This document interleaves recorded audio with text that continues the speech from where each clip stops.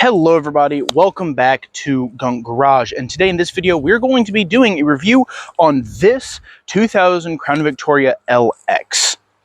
Anyway everyone, this is my 2000 Crown Victoria LX that I bought a few months ago. I actually traded it for the station wagon that y'all never really saw.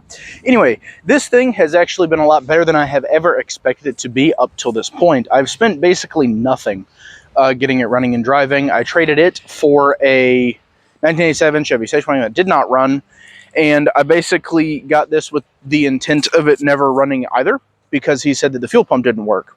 I ended up just connecting the fuses, or not fuses, the wires that had ended up getting crossed and frayed, and it works perfectly fine now. So anyway, as you can tell, it is awful grandma tan champagne, whatever color you want to call this, or whatever color Ford called this.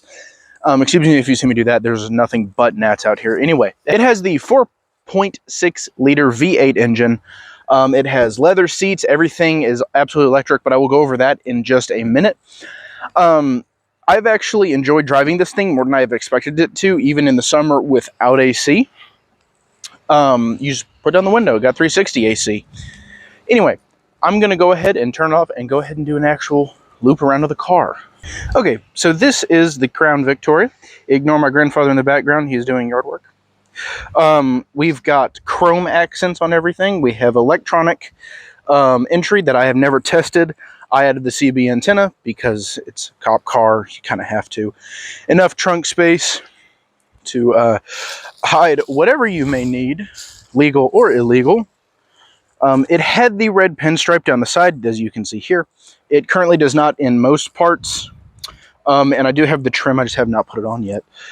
New tires. Anyway, look how accidentally menacing this car kind of looks. You know, you don't want to see that behind you. You know, most, at least here in small town Georgia, we have nothing but police cars that are still Crown Vics, and it kind of makes me feel a little better that they still are. Ignore the mess. I have not had time to clean it. Wonderful leather seats with just a small tear. I'm wondering, and I'm hoping I can get to the back seat. Oh, good, it unlocked. Carpet headliner is in nice shape. This whole car is in nice shape for what I got it for. I'll go ahead and show you the trunk. This funny little button here. You do that, and it opens. And I think that's funny because in cop cars, it's in the center. But, you know, why would you put it on the door? That kind of makes no sense. Anyway, look at all this trunk space. To put this into perspective, I don't really know how to show you. That's one of those basic Cobalt toolboxes that I use. I can sit in this comfortably because I had to do it in order to run the CB. You have a full-size spare up here that you tie down, and this thing is huge. I mean, this thing is literally bigger than some pickup truck beds. And I can go ahead and show you the engine with its absolutely fantastic hydraulic hood and all that. If you couldn't tell, this is actually the newest vehicle I have ever personally owned. The only thing that comes close to this is a 1997 BMW Z3 I had that I absolutely hated. Anyway, there's the beautiful 4.6 liter V8. I do have the vanity cover. You probably saw on the back seat. I just haven't put it on because I had an alternator issue. Anyway, this thing is really powerful. It's more powerful than you expect it to be, especially with a sedan body like this. You end up actually, I don't know what the 0 to 60 is, but I can test that in just a second. This thing is powerful, and I don't mean that in a funny way. Like, it's literally just a really powerful, reliable engine. And this car in general is just absolutely awesome. And I don't mean that in a funny way. It is one of the best cars that I probably have owned or had the pleasure of being a project vehicle. And this thing is probably the best one that I've had. Other than my Miata. I can't hate on my Miata. My beautiful baby girl. But anyway, I will go inside in just a second and show you. We'll go on a little drive and I can talk to you more about this car. So I'm going to quickly go through 0.5 here. But let me actually start her up.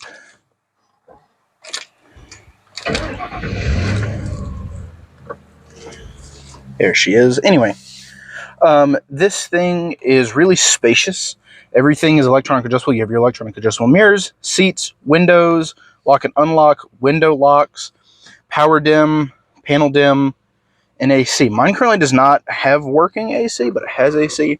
One of my favorite little things is this absolutely minuscule clock that is literally no bigger than a quarter.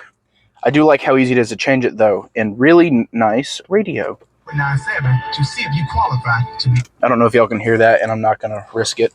But even in the even in the mirror, we have our compass, and we have compass and then mirror, and then my favorite air freshener. I think the cowboy hat fits this car very well. Shut up! I'm aware I'm not buckled.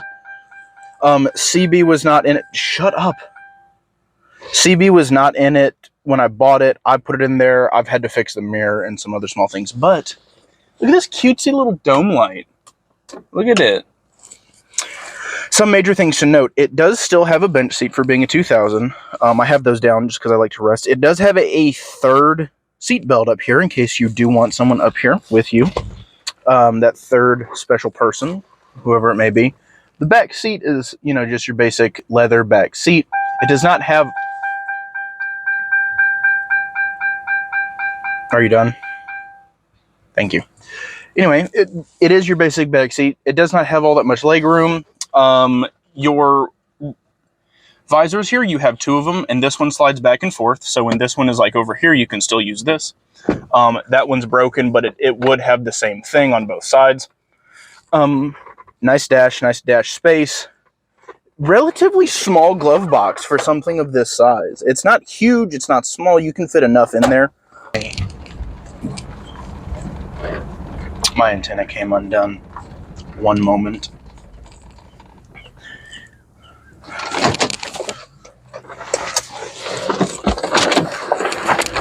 Why you do this? I'm not going to have you go 8 feet up in the air and be a problem. And we're back. Okay. Anyway, this car in most terms is, or in almost every term, is so comfortable. I cannot explain to you how comfortable it is to drive this car. You feel this sense of authority going down the road because it's a Crown Vic. I mean, it's a Crown Vic. Who doesn't feel entitled to, the road, or you're above the law in this thing almost. Not saying that it's, necessarily the best thing that's something you feel.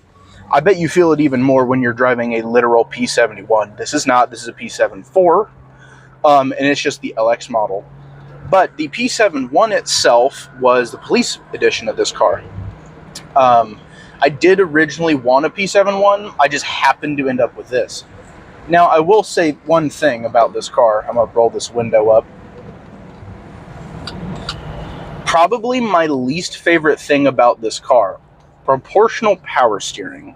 Now, it's supposed to be proportional with the speed you're going, which is fine. There's nothing majorly wrong with that, but it kind of wants to overtake the car at times, and I'm wondering if it's just a sensor of mine that's acting up, which is very possible. Now, again, my overdrive does not work, so I only have the 3 main gears, because this is basically a 3-speed with overdrive. This car is awesome. I will say it that way. This car is relatively cool. It is, if you can get past the feeling of being a grandma in this car, it's fun. It's comfortable. That window is still slightly open. There we go. You'll probably hear the car trying to struggle a little bit. I will be sweating again as it is 80-something degrees outside and there is no AC in this car. However, this car, again, is very comfortable. I would so recommend this as a first car. I will warn you now, it is almost $60 a gas tank because it's a big tank, 1. 2, it just drinks a lot of gas. I think it gets about 22.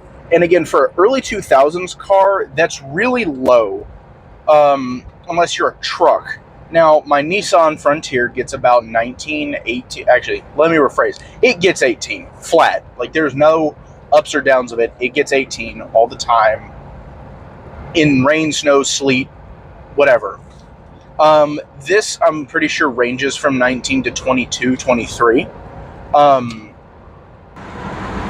But anyway, would I recommend this as a first car? 100%. It's comfortable, it's big, it's spacious, it's a tank, it's safe for those parents out there. Your 0 to 60 isn't going to be heavy. Like, it's still a police car. I say it's a police car. This one is not, but most Crown Vics are, and this still, even as a family car, has the police car platform. So you're going to get the same engine, you're going to get the same rear end, you're going to get the same everything drivetrain, and it's going to feel almost identical. Now, going down the road, this thing feels like a boat. It floats everywhere. I at one point drove a minivan that felt smaller than this. So, in that sense, it's kind of a downside. But in general, I don't, even with the overdrive not working and my speedometer not working, I feel safe in this car. I feel comfortable. I feel not like I have authority, like I said earlier, but you feel safe. And I guess that's the best way to describe it. It's not like I'm driving some rattle can around. To be fair, I drive a Miata, 90s Miata. So I know what that feels like. It doesn't mean like I'm driving a Jeep for those other Jeep people. I know. Excuse me for hating on Jeep. I own one as well. But you get this sense of safety, of security, driving this car, knowing that you will be fine. Even if you're in an accident, you can feel that it's heavy. You can feel that it will take the hit. Now, parts are also cheap because it is a Ford product. Parts are relatively inexpensive for this car.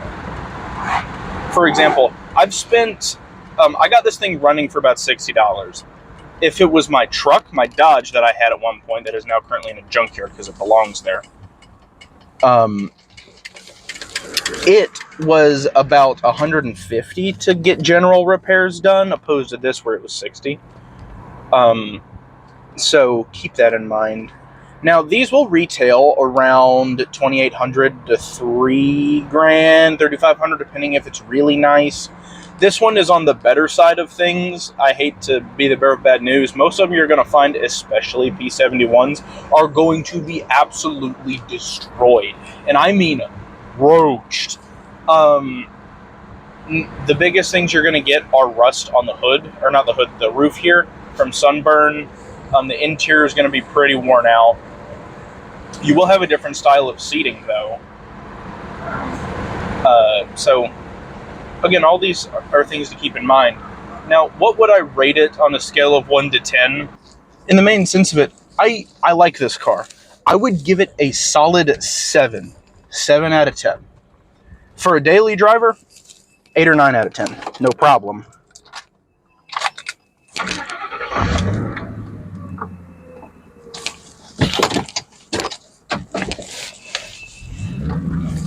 This car is always a safe bet, if that makes sense.